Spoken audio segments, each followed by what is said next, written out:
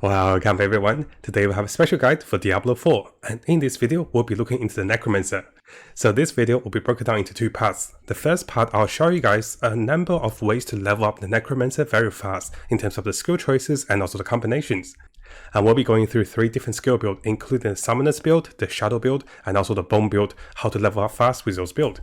On the second part of the video, I want to show you guys one of the faster way of farming for the Necromancer for your legendaries and also for your gears.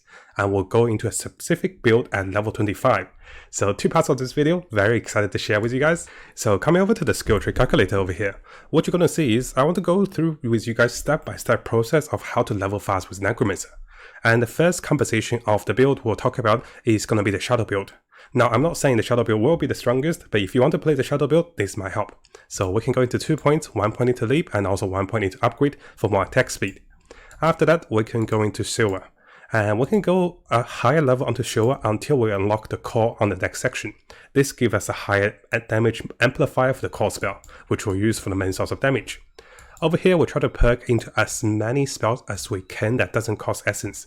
And if you can, also do come back and get silver to level 5. And here at this moment, you have 2 more points to go, and you have 4 active spells at the moment. What I really like is, I like to get into Bone Prism to get 100% vulnerability, and also Bone Prism can also surround enemies and control them a little bit. At this moment, you have 4 active spells, and here we can go for 2 more active spells. So the goal is to get as many active spells as you can in the early game. Because currently we don't know how the Book of the Dead will work, and if it's similar to other build, it's likely this will unlock after level 15, so you might not get all the skeletons. We'll talk about the summons on the second part of the video as to which choice of the summons will be the best for different build. Now that we have 6 actives, what we want to do is we want to keep perking into the higher levels, and here we can come back at level 15 for some upgrades. Of course, you can do this a little differently, but what I was trying to do is I was trying to get the maximum value out of those passives. One of the passive over here for killing enemy instantly below 5% health, I don't think it's that much of a factor, so I don't think I'll be going into this one. We're 1 point away into the next part, so we can go into 1 point into Iron Maiden, and this takes us to level 17. I really want to deal some more damage with Bone Spirit, because this spell by itself doesn't require essence, and you're gonna see me perking into this a lot. By the time I get to level 24, I will have the 2 of my offensive spells ready, so one of them is going to be the Bone Spirit, and the other one will be the Silver. And finally, of course, I will be unperking some of my spells because I have more spells, right?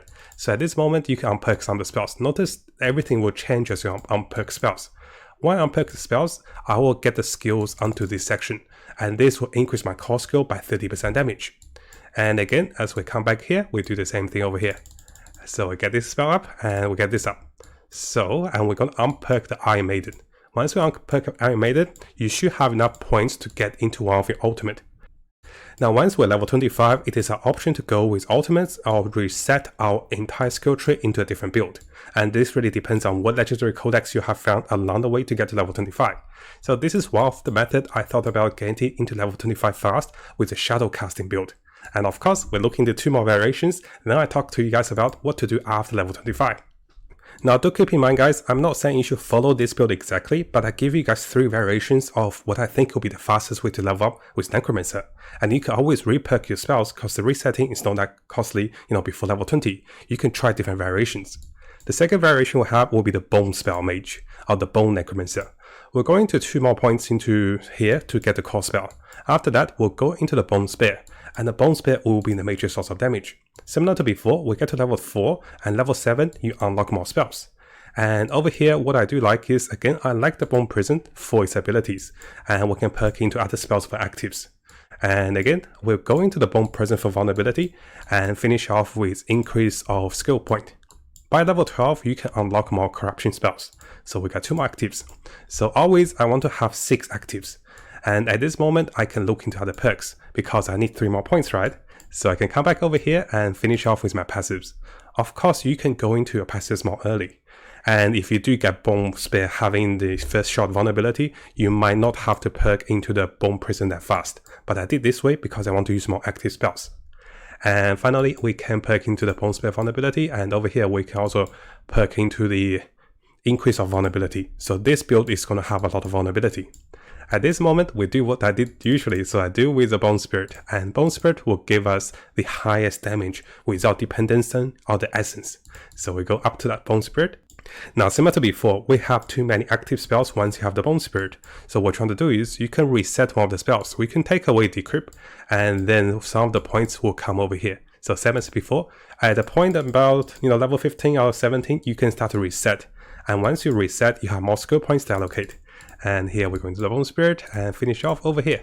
And of course, if you want your ultimate, you can take away the Iron Maiden and come over to the Bone Spirit. And I think you don't really need the whole damage reduction and also the increased crit by 2% from the Bone Spear. So around this time, you should be okay with a bone build. So this is my pathing. I try to not go into everything into details, but slow enough for you guys to follow. The idea is always to get as many active spells as you can, and then while making the most out of it with your core damaging spell and boosting its damage with its passives. And while having the passives, we always adjust for the upgrades of the spell in the future. And upgrade spell for me for the highest damage would be the Bone Spirit with high level. Now I saved the best leveling method to last, so this is our final leveling method. I'm not gonna go with the Blood Mage at the start of the game simply because we don't need that much blood orbs, and also this is more sustained and also more kind of hardcore defensive and also more reviving. So our third leveling method will be the summoning build. So 1 point into Depose and also another point into Decompose for more essence. Coming over here, we'll put 1 point into Blight and also 1 point into Blight slowing enemies. We'll try to get as many passive perks as we can over here for the increase of minion damage. So 10% over here and also 10% over here. By level 7, you unlock the Corpse Explosion, and on the Macabre section, I can pronounce, guys. So get as many rank as you can on the Corpse Explosion, and then followed by some of the other active spells. And of course, I want to go with more Corpse Explosion, and which Corpse Explosion will deal more damage, not this one, this one. So once we slow enemies or stun them or make them vulnerable, we deal more damage. And most of our spells will try to do that. Now at this moment, you'll have likely around 4 or 5 actives, depending on how many spells you pick. I can be going with the upgrades for the Iron Maiden for a little bit of damage. So by level 17, I can go back to the Bone Spirit. And going onto the Bone Spirit, which is my favorite, get all the upgrades by level 24. And at level 25, you can go with your final combination of the build with Army of the Dead. And this, I do think, will be a fastest way to level up Necromancer. Because naturally, we'll go with the skeleton minions, we go with the minions, and they will help us a lot, especially when we can buff them up. Now for this particular leveling up process, I do want to add a variation over here. So you do not have to go with Iron Maiden. So we're going to take the Iron Maiden away. And coming back over here while we're leveling up the Corpse Explosion to level 5, even before the passives, what you can do is you can go into 3 points into the Skeleton Warriors, which will take us further. And then followed by that, we can go back to the passives over here and take us to level 17. Notice this time I'm not going for the Iron Maiden, and I can level up my Bone Spirit. At the same time, if you're also using the Skeleton Mage and you want to deal damage with a Skeleton Mage, you can level this passive as well. And this just means that you have less points to allocate over here for the Bone Spirit. And this still takes us to the level 25 for the ultimate for the Summoners build. Now that we had a look at 3 variations to level up the Necromancer fast, what I want to share with you guys is how to farm items with Necromancer at the start. So at the start you might not have all the codex, or you just have a lot of levels with your skill points, and then you want to make use of that, right? So one of the build I came up with is going to be the Summoner Necromancer. This is why I saved the skeleton to the last, so it kind of follows through under the second part. So over here you can see I will be perking into Decompose and also upgrade for Decompose for increased minion damage. Only level 1 over here. And also level 1 into Blight and also upgrades for minion damage. After that, we have 5 levels into Corpse Explosion, which will be a major source of damage, and 3 points into the Skeleton Warriors to increase damage by 45%. Now over here I also perked into Decrypt for the ability to one-shot minions under 10% life. And also I have a point into the Tendrils for the Corpse Tendrils to allow us to pull enemies together to give them vulnerability and also to allow us to do more damage with Corpse Explosion. Finally, we'll go with Army of Dead Ultimate and also its passives. Now we do have 1 spare point, and the point I went with the Skeleton Mages. So you can see for this kind of like early farming build for the level 25, I'm focusing on the Skeleton Warriors. And if you come over here to the Book of the Dead, and those are my choices. So here you can see I'm going for the highest damage for my Skeleton Warriors, and this will provide us with 30% damage increase. And also we want additional skirmishers. So this way all the buffs we get, the 40% buff, 45% and also the 30% buff goes on to multiple skeletons. As for the skeleton mages, I decided to go with a Shadow Mage and also having another shot with 6 attack, which is actually not bad. And if you're going for the Golem, you could go with Drain Life and also having the Golem to deal more damage and also having increased damage reduction. It is not bad when it's healthy, because it will be draining life for enemies. Now, because our build also have lots of vulnerability, lots of slow, and also lots of the stuns coming from the active spells, we can deal a lot of damage from Corpse Explosion.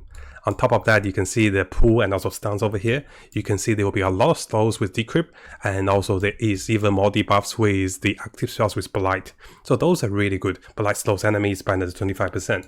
So coming over to the codex over here for the offensive codex, some of the things we can make use of is going to be the increased damage to enemies who are controlled, especially stunned. So there's 2 stunning perks over here. But if you don't find yourself stunning enemies a lot, you don't have to go with those.